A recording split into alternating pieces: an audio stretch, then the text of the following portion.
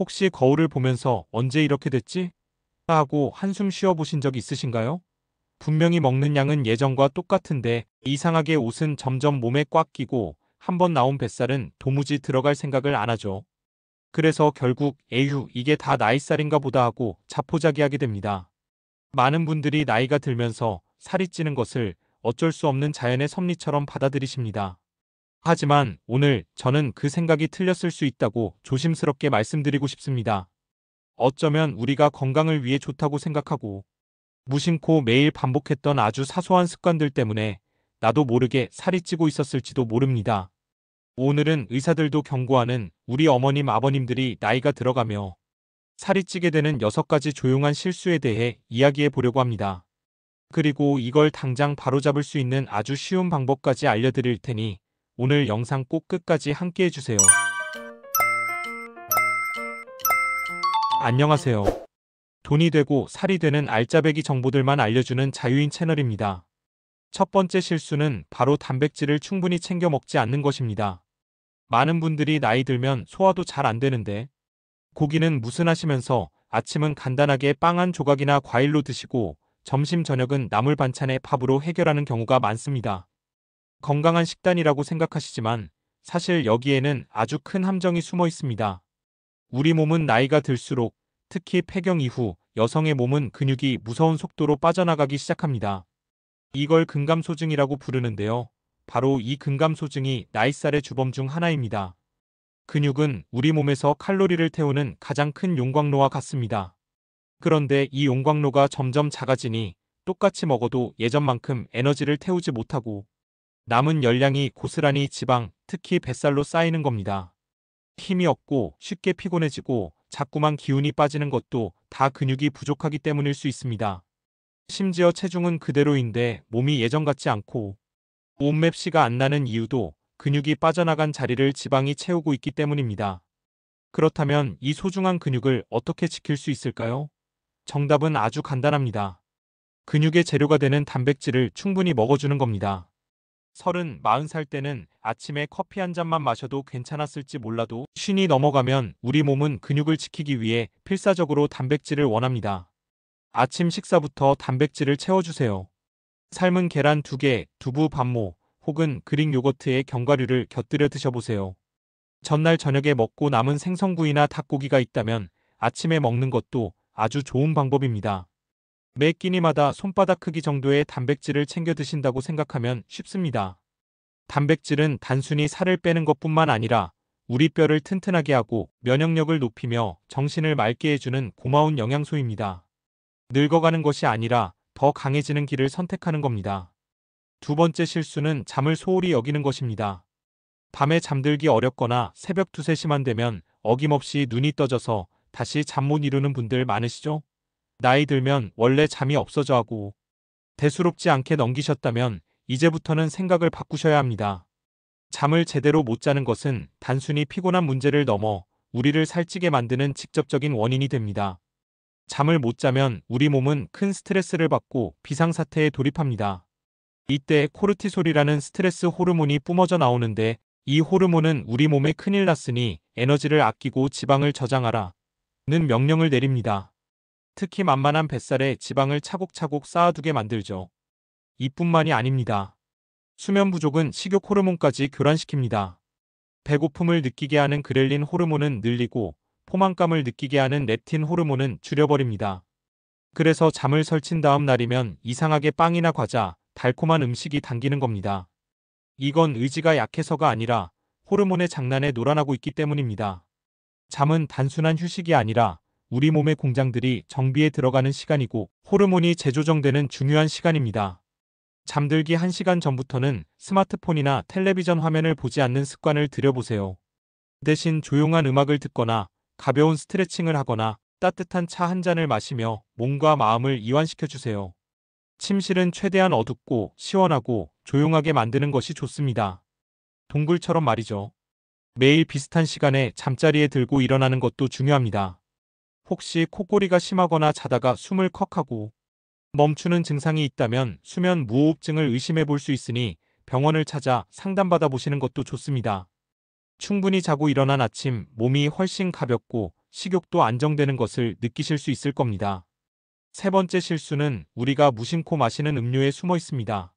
식사는 나름대로 건강하게 챙기는데 음료는 괜찮겠지 하고 생각하는 분들이 많습니다. 아침에 일어나 비타민을 챙긴다며 오렌지 주스 한 잔, 오전에는 친구들과 달콤한 믹스커피나 카푸치노 한 잔, 점심 먹고 나서는 시원한 아이스티나 가게에서 파는 건강 스무디 한 병, 저녁에는 하루의 피로를 푼다며 와인이나 막걸리 한 잔. 얼핏 보면 평범한 하루 같지만 사실 이 모든 음료가 우리의 다이어트를 조용히 방해하고 있습니다. 100% 천연 과일 주스라고 써 있어도 과일을 직접 먹을 때 얻을 수 있는 식이섬유는 쏙 빠지고 설탕물만 마시는 것과 같습니다.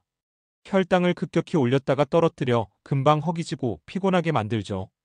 달콤한 커피나 크림이 듬뿍 들어간 커피도 마찬가지입니다. 저녁에 마시는 술 한 잔은 그 순간은 긴장을 풀어줄지 몰라도 우리 몸의 신진대사를 몇 시간 동안이나 느리게 만듭니다.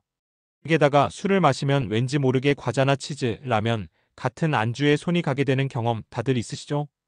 가게에서 파는 비타민 워터나 다이어트 소다 같은 건강 음료들도 마찬가지입니다. 대부분 인공 감미료나 숨겨진 설탕 덩어리입니다. 인공 감미료는 우리 뇌를 헷갈리게 만듭니다. 단맛을 느꼈는데 실제 칼로리는 들어오지 않으니 몸은 나중에 진짜 단 것을 더 찾게 됩니다. 그렇다면 뭘 마셔야 할까요? 정답은 역시 물입니다. 맹물이 심심하다면 레몬 한 조각, 오이 몇 쪽, 혹은 깻잎이나 민트잎을 띄워 드셔보세요. 향긋해서 마시기도 좋고 건강에도 이롭습니다. 식사 때만 물을 마시는 것이 아니라 하루 종일 조금씩 꾸준히 마시는 것이 중요합니다. 나이가 들수록 갈증을 배고픔으로 착각하는 경우가 많기 때문입니다. 녹차도 신진대사를 부드럽게 촉진해주는 아주 좋은 선택입니다. 블랙커피도 설탕이나 크림 없이 마신다면 괜찮습니다. 저녁에는 캐모마일 같은 허브티가 몸의 긴장을 풀어주고 숙면을 도와줍니다.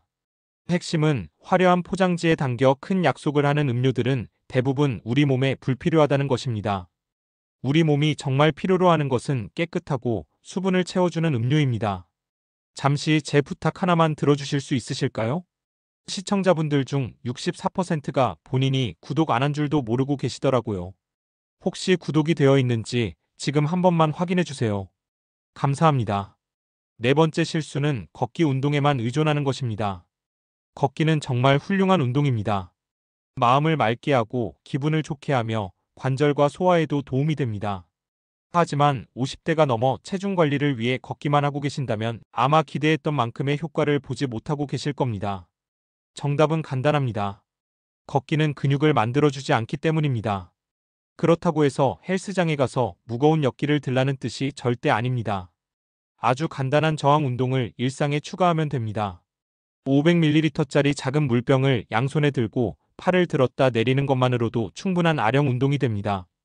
벽에 손을 대고 팔굽혀펴기를 하거나 의자를 잡고 앉았다 일어나는 스쿼트 동작도 허벅지와 엉덩이의 큰 근육을 지키는데 아주 효과적입니다. 요가나 태극권처럼 근력과 균형 감각, 마음의 안정을 함께 얻을 수 있는 운동도 훌륭한 선택입니다. 일주일에 두세 번, 한 번에 15분에서 20분 정도만 투자해보세요. 근력 운동을 시작하면 우리 몸은 안에서부터 변하기 시작합니다.